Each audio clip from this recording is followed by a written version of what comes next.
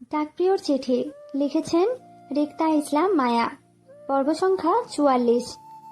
আমার শ্রোতাদের উদ্দেশ্যে বলি, আপনারা যারা চ্যানেলটিকে এখনো সাবস্ক্রাইব করেননি তারা অবশ্যই চ্যানেলটি সাবস্ক্রাইব করে নিন। আর আজকের এই পর্বটি শোনার পরে অবশ্যই আমাকে কমেন্টে জানাবেন আপনাদের আজকের এই পর্বটি কেমন লাগলো। তো চলুন দেরি না করে গল্প শুরু করা যাক। গুলশানে একটা কোচিং সেন্টারে শুভকে ভর্তি করানো হয়েছে। ভালো কোনো কলেজে চান্স পেতে হলে ভর্তি পরীক্ষায় ভালো মার্কস জরুরি। সালমা সৈয়দ তো চাচ্ছেন শুভকে জাপানে নিজের বড় ভাইয়ের কাছে পাঠিয়ে দিতে। সেখান থেকে শুভ বাকি পড়াশোনা করে ফিরে আসলে তখন না হয় রাদিলের সঙ্গে বিয়ে দিবেন ওনারা। নয়তো শুভ মেয়ে হয়ে নিজের বিয়ের জন্য যেসব কথাবার্তা আচরণ করছে সেসব সবার চোখে দৃষ্টিকটু লাগছে। সৈয়দ বাড়ির মানুষের একটাই কথা, ছোট সুখকে বিয়ে দেবেন না এখন। সুখের বড় সুফিয়া আফিয়ার বিয়ের আগে অন্তত সুখের বিয়ে দেবেন না ওনারা কেউই। বাড়ির বড় দুটো মেয়ে রেখে ছোট মেয়েকে বিয়ে দিতে চাইলে সমাজে নিন্দা করবে, সৈয়দ বংশের লোকদের নিয়ে খারাপ মন্তব্য করবে, যা কেউই চায় না। সমাজে সৈয়দ বংশের একটা নামডাক আছে, তো সম্মান নষ্ট করাটা কোনো গর্বের বিষয় নয়। সুখ ছোট মানুষ, বোঝে কম, সেজন্য নিজের বিয়ের জন্য পাগলামি করছে। ওনারা বাবা মা গুরুজন হয়ে ছোট মানুষের কথায় ডিসিশন নিলে হবে না। তাই সালমা সৈয়দ স্বামী শ্বশুরকে বলে সুখকে বাকি পড়াশোনার জন্য বড় ভাইয়ের পরিবারের কাছে জাপান পাঠাতে চাচ্ছেন। কিন্তু এতে মারিদ বিশেষ রাজি নয়। সুখ মায়ের ডিসিশনে খাওয়া দাওয়া বন্ধ করে বাসায় বেশ কান্নাকাটি করেছে। এতে মাহবুব আলম একমাত্র মেয়ের কান্নায় গলে গিয়ে সুখকে বিদেশ পাঠানোর ডিসিশন বাদ দিয়ে দেন এবং সুখকে গুলশানের নিকটবর্তী একটা কোচিং সেন্টারে ভর্তি করিয়ে দেন। সুখ 10টা থেকে দুপুর 2টো পর্যন্ত সেখানে কোচিং ক্লাস করে, বাড়ির গাড়িতেই যাতায়াত করে রোজ। আজ কোচিং শেষে সুখ গাড়িতে উঠে বসে। আজকাল সুখের বেশ মন খারাপ থাকে, আর তার কারণ রাদিল।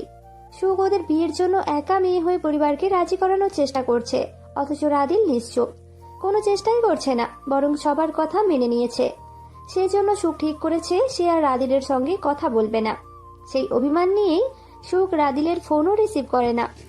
সুখ যতটা চঞ্চল তার থেকে দ্বিগুণ জেদি আর অভিমানী মেয়ে।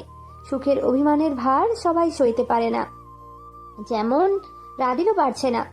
সুখকে রোজ কল দেয়, অথচ সুখ রাদিলের নাম্বারটা ব্লক লিস্টে ফেলে রেখেছে। অন্যমনস্ক সুখ বাঁ হাতের দুটো আংটির দিকে তাকিয়ে, একটা গোল্ডের অন্যটা ডায়মন্ডের। গোল্ডের রিংটা রাদিলের মা হীরা চৌধুরী পরিয়েছেন, আর ডায়মন্ডেরটা রাদিল নিজে পরিয়েছে। সুখ রিং দুটোতে চুমু খায়। এই রিংগুলো সাক্ষী দেয় রাদিল ভাই শুধু সুখের একান্ত পুরুষ। সুখ গাড়ির জানালা দিয়ে বাইরে তাকাতেই হঠাৎ গাড়ি বন্ধ হয়ে যায়।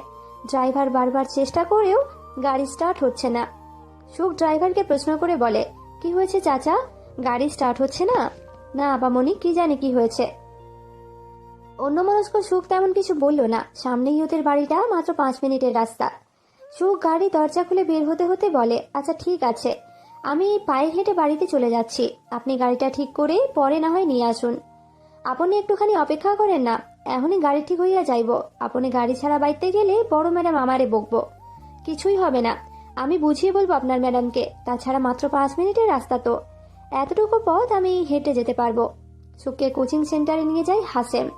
লোকটার বয়স 40-এর ঊর্ধ্বে। সুখদের বাড়িতে ড্রাইভারের কাজ করছে বিগত 5 বছর ধরে। বিশ্বস্ত লোক বলে হাসিমের একা দায়িত্বে পড়েছে সুখকে কোচিং এর সেন্টারে নেওয়া আনার। সুখ হাসিমকে আর কিছু বলতে না দিয়ে কাঁধে ব্যাগ আর হাতে একটা বই চেপে গাড়ি থেকে বেরিয়ে যায়। রাস্তার ফুটপাথ ধরে হাঁটতে থাকে আনমনে। সবাই সুখকে পড়াশোনার জন্য চাপ দিচ্ছে, বিয়ের পরেও তো পড়া যায়, এটা কেউ বুঝতে চাচ্ছে না। কেন বুঝছে না আল্লাহ জানে। সুখ যথা সম্ভব চেষ্টা করবে বিয়ের পরে যেন কোনোভাবে ওর পড়াশোনার ক্ষতি না হয়। তাও সবাই ওকে রাদিল ভাইয়ের সঙ্গে বিয়ে দিয়ে দিক। সুখকে সবার কাছে খুব বড় অন্যায় আবদার করছে, যা পূরণ করা যাবে না। সৈয়দ বাড়ির গেটের সামনে আসতে দারোয়ান সুখকে গাড়ি ছাড়া একা আসতে দেখে দারোয়ান সবুজ আলী দ্রুত গেট খুলে দিতে দিতে বলে, ছোট আপামনি, আপনি আজ একলা কেন? হাসিম যাই নাই আপনারে আনতে? সুখ কিছু বলবে তার আগেই বুবু শব্দে রাদিল সেখানে উপস্থিত হয় কালো বাইকটা নিয়ে। লম্বা চওড়া বলিষ্ঠবান রাদিল সাদা প্যান্টের সঙ্গে ছাই রঙের শার্ট পরেছে। শার্টের হাতা দুটো কোনোই অব্দি গোটানো, দেখে মনে হচ্ছে না সে আজ কোনো ডাক্তার সাহেব। আজ মনে হচ্ছে রাদিল কোনো উজ্জ্বল শ্যামবর্ণের সুদর্শন মডেল। সুখ ইচ্ছা করে সবসময় রাদিলকে খেপায় কালো কালো বলে, অথচ রাদিল কালো নয়, উজ্জ্বল শ্যামবর্ণের মানুষ দেখতে যেমন হয় রাদিল ঠিক তেমন গঠনের সুদর্শন পুরুষ। হাসলে রাদিলকে সব থেকে সুন্দর দেখায়। এত সুন্দর আর স্মার্ট ডাক্তার যদি বিয়ে না করে চোখের সামনে ঘুরতে থাকে, তাহলে যে কোনো মেয়ে রাদিলের প্রেমে পড়ে যাবে। বাই এনি চান্স যদি কোনো কারণে রাদিলেরও মন বদল হয়ে যায় এবং সুখকে রেখে অন্য কাউকে পছন্দ করে ফেলে, তখন সুখের কি হবে? সেই জন্য মূলত সুখ রিস্ক নিতে চাইছিল না। তাই জন্যই তো রাদিলকে দ্রুত বিয়েটা করতে চাচ্ছে। অথচ কেউ বুঝে না সুখের চিন্তাটা। সুখের কিসমতে মনে হয় বিয়েই নেই বাল। রাদিল বাইকে ড্রাইভিং হ্যান্ডেল চেপে সুখের দিকে তীক্ষ্ণ দৃষ্টিতে তাকিয়ে। সুখ রাদিলের দিকে তাকাতেই দুজনের চোখাচোখি হয়। সুখ রাদিলকে অপরিচিতের মতো পাশ কাটাতে গেলে রাদিল বাইকের সামনের চাকা সুখের পাওতে নিয়ে আসে। সুখ ভয়ে মৃদু চিৎকার করে রাদিলের বাইকের হ্যান্ডেল চেপে ধরে আতঙ্কিত ভঙ্গিতে তৎক্ষণাৎ বলে, তুমি কি পাগল রাদিল ভাই? আমাকে মারতে চাও? তোকে মারলে আমারই লস। অকালে বউ হারাতে হবে। আতঙ্কে সুখ ভুলে গিয়েছিল সে রাদিলের সঙ্গে কথা বলে না, রাগ করেছে। রাদিলের কথাই তা পুনরায় মনে পড়ল। সুখ রাদিলের কথার উত্তর না দিয়ে রাগে চলে যেতে চাইলে রাদিল তৎক্ষণাৎ সুখকে ডেকে বলে, এই দাঁড়া তুই, আমি যে এসেছি তোর চোখে পড়ে না? না। রাদিল বাইকে বসে থেকেই লম্বা হাত বাড়িয়ে খপ করে সুখের বাহু টেনে নিজের মুখোমুখি দাঁড় করাতে করাতে বলে, তুই তো বেয়াদব হয়ে গেছিস সুখ। বড়দের দেখলে সালাম টালাম দিস না, আবার ইগনোর করে চলে যাস। ব্যাপার কি বলতো? কোনো ব্যাপার নেই, আমি অপরিচিত মানুষদের সাথে কথা বলি না, ছাড়ো আমাকে। আমি তোর অপরিচিত হলাম কিভাবে? যেভাবে হওয়া যায় সেভাবেই। তাহলে তোর সাথে আমার কি চলে? কিছু চলে না।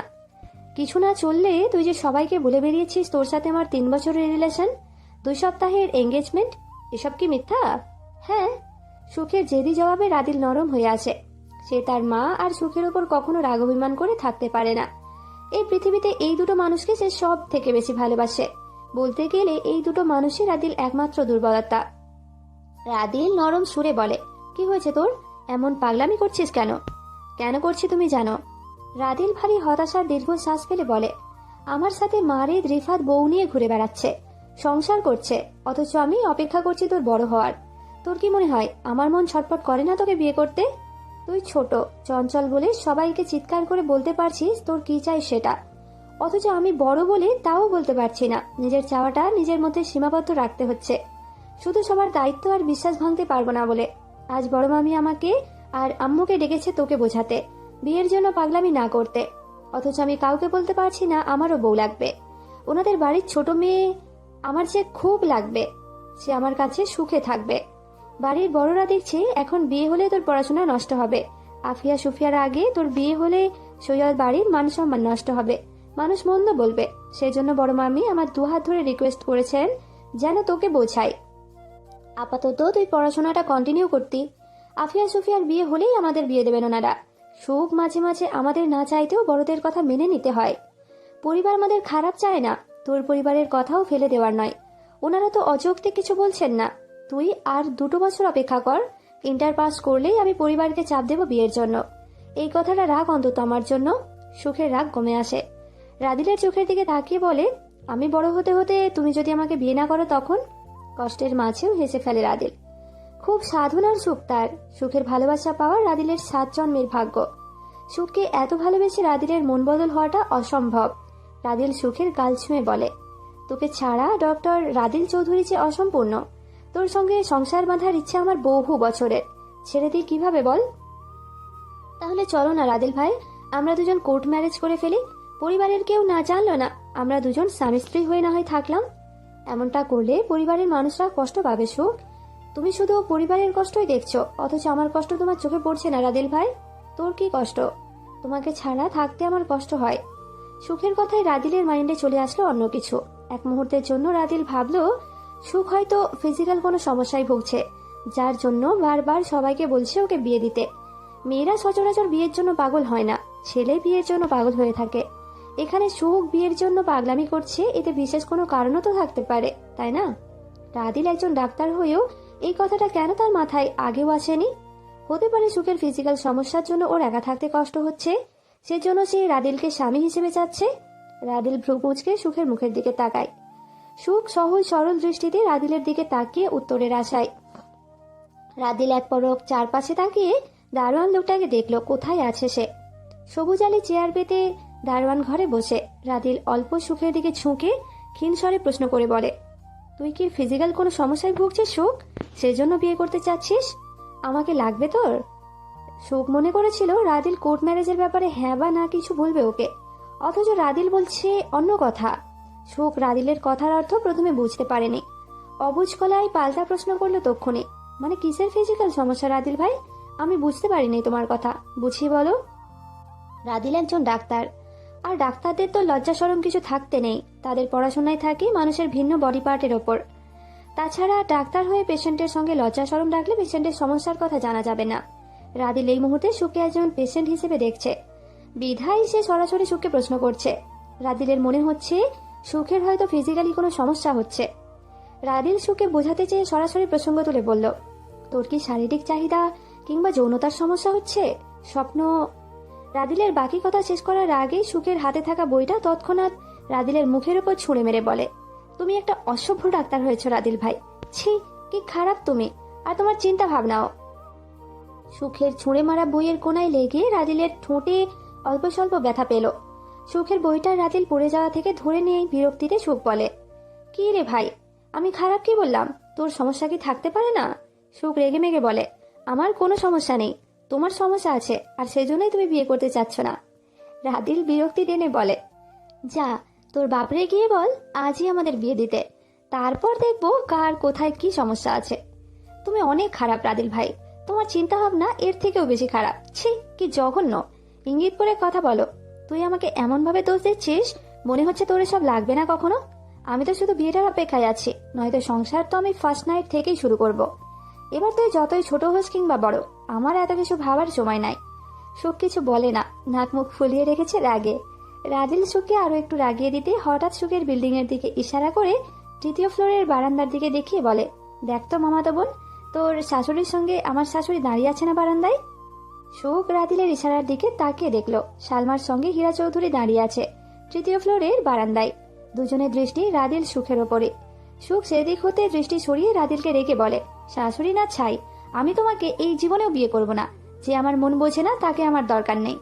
সুখ রেগে চলে যেতে চাইলে রাদিল আবার সুখের বাহু টেনে নিজের মুখোমুখি দাঁড় করিয়ে ইমোশনাল হয়ে বলে, বিয়ে করব না এই কথাটা মজা করে কখনো বলিস না সুখ, বলা তো যায় না। আল্লাহ যদি মজার ছলে বলা কথাটা কবুল করে নেন, তাহলে আমি পাগল হয়ে যাব তোর বিরহে। আমার ছোট একটা জীবনে ইহকালে পরকালে দুই কালেই তোকে চাই বউ হিসাবে, মামাতো বোন। এবার হয়তো সুখের মনও নরম হয়েছে। সুখ চঞ্চলতায় নিজের ডান হাতের তালু রাদিলের দিকে তা বাড়িয়ে বলে, তাহলে ওয়াদা করো তুমি আমাকে খুব দ্রুত বিয়ে করবে এবং ইহকালে পরকালে আমাকেই আল্লাহর কাছে চাইবে বউ হিসাবে। আমি কিন্তু পরকালেও তোমার সাথে থাকতে চাই রাদিল ভাই। রাদিল হেসে ফেলে সুখের চঞ্চলতা আর অবুঝপনা দেখে। ভালোবাসা সত্যিই অবুঝ হয়, তার প্রমাণ রাদিলের জন্য সুখের অসীম ভালোবাসার টান দেখলেই বোঝা যায়। রাদিল সুখের হাতের ওপর হাত রেখে আল্লাহকে সাক্ষী রেখে ওয়াদা করে বলে, এই যে ওয়াদা করলাম, আল্লাহ যদি চান তাহলে ইহকালে পরকালে আমরা দুজনেই স্বামী স্ত্রী হয়ে থাকবো ইনশাআল্লাহ। সুখ চট করে খুশি হয়ে যায়। উজ্জ্বল হেসে চঞ্চলতায় ফের বলে, তাহলে আমি এক্ষুনি গিয়ে সবাইকে বলছি তুমি আমার হাত ধরে কান্নাকাটি করে রিকোয়েস্ট করছো যেন আমি তোমাকে দ্রুত বিয়ে করি।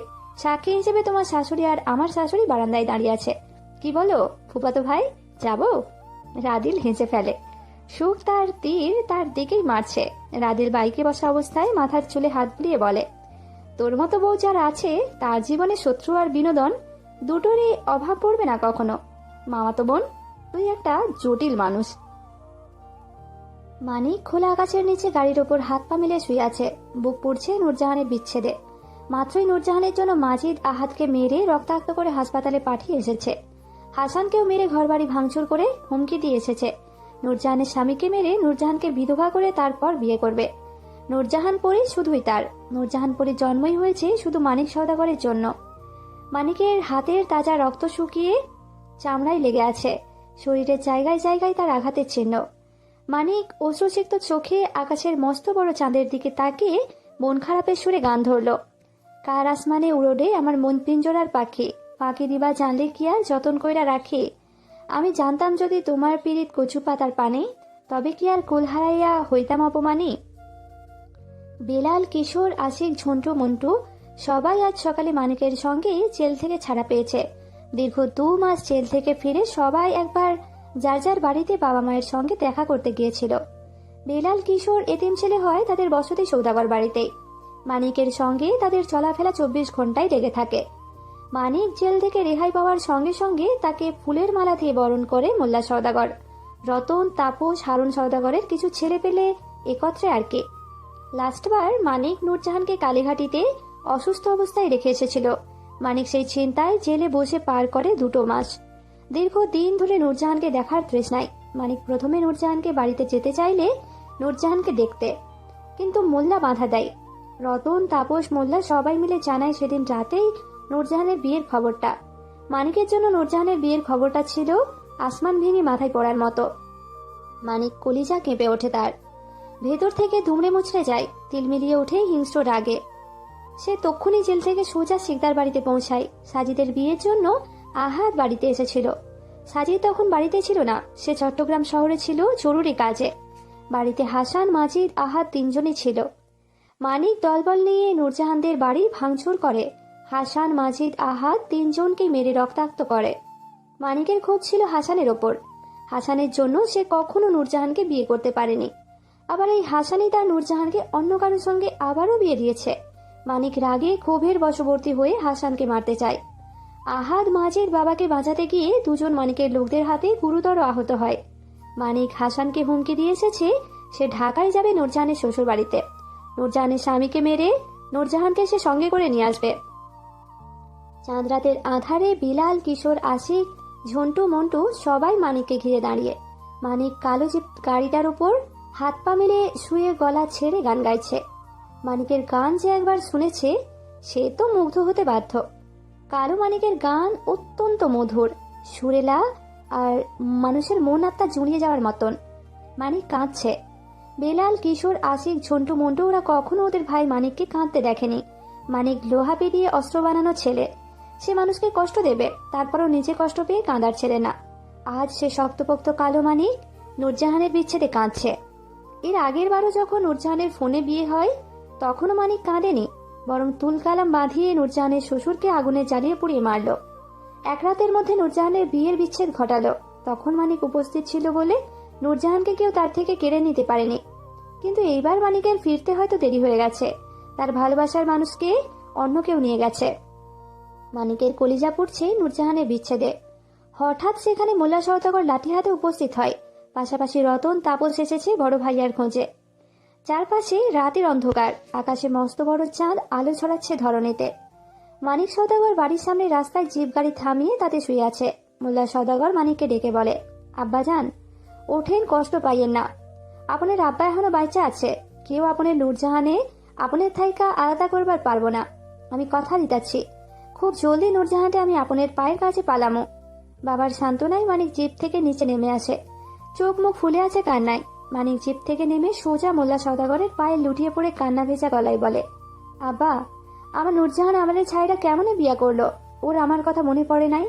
আমার নূরজাহান এত স্বার্থপর কেমন হইল আব্বা? আমার বুকটা ফাইটা যাইতাছে নূরজাহানের লাইগা। আমি আমার নূরজাহানকে ছাড়া কেমনে বাঁচবো? আব্বা তুমি কইয়া দেও, আপনার 2টা পায়ে পড়ি আব্বা, আমার নূরজাহানকে আমার কাছে আইনা দেন। আমি নূরজাহানকে ছাড়া বাঁচবো না, মইরা যাবো। পরপরই মানিক মোল্লা সওদাগরের পা 2 হাতে জড়িয়ে হাওমাও করে চিৎকার করে নূরজাহানের নাম ধরে ডাকতে থাকে, ও পরি, কেন করলি তুই বিয়া? কেন আমারে ছাইরা গেলি? আমি তোরে ছাড়া কেমনে বাঁচবো? কইয়া যা, ও পরি, তুই কেন করলি এমনটা? গিফট কাগজে মোড়ানো একটা প্যাকেট নিয়ে ঘরে ঢুকতেই নূরজাহানকে জায়নামাজে মোনাজাতে দেখে মারিদ নিঃশব্দে ড্রেসিং টেবিলের সামনে পার্সেলটা রেখে গলার টাই ঢিলে করে। কাবার থেকে কাপড় বের করে ওয়াশরুমে যায়। নূরজাহান ইশার নামাজে বসে। জীবনের অনেক উত্থান পতনের সময়ও নূরজাহান কখনো প্রভুর দরবার ছাড়েনি। সব সময় সব পরিস্থিতিতে আল্লাহকে বলেছে, সাহায্য চেয়েছে, আর আজও তাই করছে। জীবনের অনেক হিসাব অসম্পূর্ণ রয়ে গেছে। নতুন কিছু পেয়ে পুরাতন অনেক কিছুই পেছনে ফেলে এসেছে। নূরজাহান মোনাজাতে ফুঁপিয়ে কাঁদে। ঘরে কারো উপস্থিতি বুঝে নূরজাহান মোনাজাত শর্ট করে। আল্লাহর দরবারে চাওয়া কোনো কিছু কারোর সামনে প্রকাশ্যে আনতে চায় না নূরজাহান। নূরজাহান নামাজ শেষ করে জায়নামাজে বসে চারপাশে তাকায়। ওয়াশরুমে পানির শব্দ পেয়ে বোঝে মারিদ আজ অসময়ে বাড়িতে চলে এসেছে। নূরজাহানের অস্বস্তি লাগে। মারিদ কি নূরজাহানকে কাঁদতে দেখেছে মোনাজাতে? মেয়েটি ভাবার সময় পেল না। এর মাঝে ফোন বাজতে লাগলো নূরজাহানের। জায়নামাজের বিছানা গুটিয়ে ফোনটা হাতে নিয়ে দেখে হাসানের কল। নূরজাহান ফোন রিসিভ করে কানে দিয়ে বারান্দায় যায়। দীর্ঘ সময় নিয়ে হাসান তারানুর আসনুরের সঙ্গে কথা বলে। মানিকের তুলকালাম, বাড়িঘর ভাঙচুর, হাসান মাজিদ আহাতকে রক্তাক্ত করা, সবকিছু নূরজাহান নিঃশব্দে শোনে। মানিক নূরজাহানের খোঁজে নূরজাহানের শ্বশুর বাড়িতে আসতে পারে, এটাও নূরজাহানকে জানায় তারানুর। হাসান তারানুর পই পই করে নিষেধ করে নূরজাহানকে এখন থানচিতে না যেতে, মারিদকেও সাবধানে রাখতে বলে। পারিবারিক কল কেটে নূরজাহান ফোন হাতে বেশ কয়েক মুহূর্ত বসে থাকে। মানিক কোনোভাবে যদি একবার নূরজাহানের শ্বশুর বাড়িতে পৌঁছে যায়, তাহলে নূরজাহানের শ্বশুর বাড়ির মানুষজন ওকেই ভুল বুঝবে। বিশেষ করে নূরজাহানের শাশুড়ি আর মেজর শাশুড়ি ফাতেমা বেশ কড়া মানুষ। বাড়ির বউদের জন্য অশান্তি হোক, ওনারা সেটা মোটেও পছন্দ করেন না। নূরজাহানের পড়াশোনায় গ্যাপ যাওয়ায় নূরজাহান এই বছর ইন্টার ফার্স্ট ইয়ারে পড়ছে। মে মাসের 26 তারিখ থেকে ফার্স্ট ইয়ারের ফাইনাল পরীক্ষা। সেজন্য নূরজাহানকে অবশ্যই থানচিতে যেতে হবে। এখন মে মাসে 3 তারিখ চলে। মারিদ নূরজাহানের পড়াশোনার জন্য সকল বইপত্র কিনে দিয়েছে। চাইলেও মারিদ এই অসময়ে নূরজাহানের কলেজ ট্রান্সফার করাতে পারবে না। শিক্ষা বোর্ডের ফাইনাল এক্সামের আগে কলেজ ট্রান্সফার হয় না, নিয়মে নেই। সেই জন্য মারিদ বলেছে নূরজাহানকে ঢাকার কোনো একটা কোচিং সেন্টারে ভর্তি করিয়ে দেবে। শুধু পরীক্ষার সময় নূরজাহানকে মারিদ থানচিতে নিয়ে যাবে। মারিদ উপস্থিত থেকে নূরজাহানের পরীক্ষা শেষ করিয়ে আবার ঢাকা নিয়ে আসবে। তাই নূরজাহান এখন থানচিতে না গেলেও কিছুদিন পর ফাইনাল পরীক্ষার জন্য ঠিকই যেতে হবে। নূরজাহান যখন অনেক কিছু ভাবে কিংবা টেনশন করে, তখন সে চুপ করে বসে থাকে মুহূর্তের পর মুহূর্ত। ঘর থেকে মারিদ ডাকলে নূরজাহানের ধ্যান ভাঙে। নূরজাহান ফোন হাতে ঘরে ঢুকতে মারিদ বলে, রেডি হয়ে নাও, আমরা বাইরে যাব। নূরজাহান ছোট স্বরে বলে, কোথায় যাবেন? যাবো এক জায়গায়, এখন কোনো প্রশ্ন করো না, রেডি হয়ে নাও। নূরজাহান মাথা নাড়িয়ে সম্মতি দিয়ে চলে যেতে নিলে মারিদ নূরজাহানের চিন্তিত মুখটা দেখে তৎক্ষণাৎ নূরজাহানের বাহু টেনে তীক্ষ্ণ দৃষ্টিতে তাকিয়ে প্রশ্ন করে বলে, কি হয়েছে তোমার? কোনো সমস্যা? কেউ কিছু বলেছে? মুখটা শুকনো লাগছে কেন? মারিদের কণ্ঠে বিচলিত ভাব। নূরজাহান বোধহয় মারিদের কাছে এই আশ্রয়টুকুই চাইছিল। নূরজাহানের চোখের কোণে মুহূর্তে জল জমে গেল। হঠাৎ নূরজাহান দুহাতে মারিদকে জড়িয়ে বুকে মাথা রেখে বলে, মানিক ভাই জেল থেকে ছাড়া পেয়েছে। আমার বিয়ের খবরটা শুনে আমাদের বাড়িতে ভাঙচুর করেছে। আব্বা, মাজিদ ভাই, আহাদ ভাই সবাইকে মেরেছে। এও বলেছে আপনাকে মেরে আমাকে উঠিয়ে নিয়ে যাবে এখান থেকে। নূরজাহান ফোঁপিয়ে ওঠে। মারিদ নূরজাহানের পিঠে আর মাথায় ভরসার হাত বুলিয়ে আশ্বস্ত করে বলে, এই সামান্য ব্যাপারে তুমি ভয় পাচ্ছ? মারিদ আলতাফের বউকে তার বুকের উপর থেকে তুলে নিয়ে যাওয়া এত সহজ, তাও আমার উপস্থিতিতে? এই দুনিয়ার বুকে কারো এত ক্ষমতা হয়নি যে আমার উপস্থিতিতে আমার বউয়ের গায়ে টোকা দেবে। আমার উপর বিশ্বাস রাখো জান, আমি থাকতে কেউ তোমার কিচ্ছু করতে পারবে না। নূরজাহান মারিদকে শক্ত করে জড়িয়ে বুকে কপাল ঠেকিয়ে বলে, আমি জানি আপনার উপস্থিতিতে নয়, আপনার অনুপস্থিতিতে হয়তো আমার শেষ হবে। আচ্ছা, যদি কখনো এমন হয় আপনি ফিরে এসে আমাকে পেলেন না, তখন কি করবেন? মারিদ বেশ বিরক্ত হয়ে নূরজাহানকে বুক থেকে সরিয়ে বলে, আদর করছি, ভালো লাগছে না? আবার সেই পালানোর সুযোগ খুঁজছো? আমি কখনোই আপনাকে ছেড়ে পালাইনি। আমি পালিয়ে যাওয়ার মেয়ে নই। বুঝেছি, তুমি আমার সাহসী বউ। এবার রেডি হয়ে নাও, আমাদের দেরি হচ্ছে তো। আরেকটা কথা, তুমি তোমার বাপের বাড়িতে না যে রোড সাইডে রোমিও হয়ে মানিক আক্রমণ করবে। এটা তোমার স্বামীর বাড়ি। এখানে হাজারটা মানিক সওদাগর আসলেও তোমার অবধি পৌঁছাতে পারবে না, কারণ তোমার সামনে দেয়াল হয়ে তোমার স্বামী দাঁড়িয়ে আছে। নূরজাহান মুগ্ধ হয়ে মারিদের কথা শোনে। মারিদ নূরজাহানের কপালে চুমু খেয়ে ড্রেসিং টেবিলের সামনে থেকে গিফট কাগজে মোড়ানো পার্সেলটা দেয়। নূরজাহান পার্সেলটা হাতে নিয়ে প্রশ্ন করে, এটা কি? কি আছে এতে? খুলে দেখো। নূরজাহান গিফট কাগজ ছিঁড়ে ফেলতেই বেরিয়ে এলো কালো রঙের একখানা ডায়েরি। ডায়েরিটা দেখে বেশ অবাক হলে নূরজাহান। এটা তো একটা ডায়েরি, এটা আমার জন্য? তুমি ডায়েরি লিখতে পছন্দ করো, তাই এটা তোমাকে উপহার দিলাম। আর তোমার আগের ডায়েরিটা তো চুরি হয়ে গেছে, তাই না? নূরজাহানের দুটো ডায়েরির মধ্যে একটা ডায়েরি চুরি হয়েছে নাকি নাকি কোথাও রেখেছে, যার জন্য এখনো খুঁজে পাচ্ছে না। এটা নূরজাহানই সঠিক বলতে পারছে না। নূরজাহানের ডায়েরি আছে কিংবা চুরি হয়ে গেছে, এই কথাটাও নূরজাহান কখনো মারিদকে বলেনি। তাহলে মারিদ জানলো কিভাবে নূরজাহানের একটা ডায়েরি চুরি হয়েছে?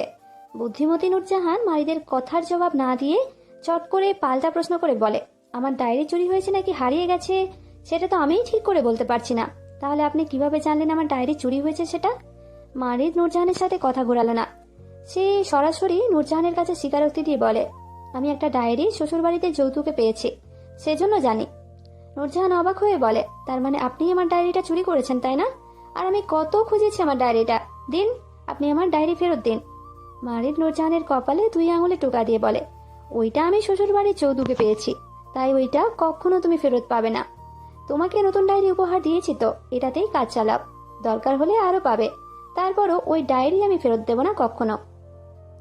নূরজাহান মারিদের উপর রেগে যায়। মারিদ নূরজাহানের আগে পাত্তা দেয় না, বরং নূরজাহানকে তাড়া দিয়ে বলে রেডি হতে। নূরজাহান বোরকা পরে রেডি হয়ে বেরোতে গেলে সালমা নিষেধ করেন মারিদকে এত রাতে বউ নিয়ে কোথাও যেতে। মারিদ মায়ের নিষেধ মানে না, শোনেও না। সে এক প্রকার অবাধ্য হয়েই নূরজাহানকে নিয়ে বেরিয়ে যায়। এতে সালমার মাঝে স্পষ্ট প্রকাশ পায় তীব্র অসন্তুষ্টি। নূরজাহান শাশুড়ির অসন্তুষ্টি ও নারাজি বেশ গভীরভাবেই টের পায়। আজকের এই পর্বটি কেমন লাগলো অবশ্যই জানাবেন, আর ভালো লাগলে অবশ্যই লাইক, কমেন্ট আর বেশি বেশি শেয়ার করবেন।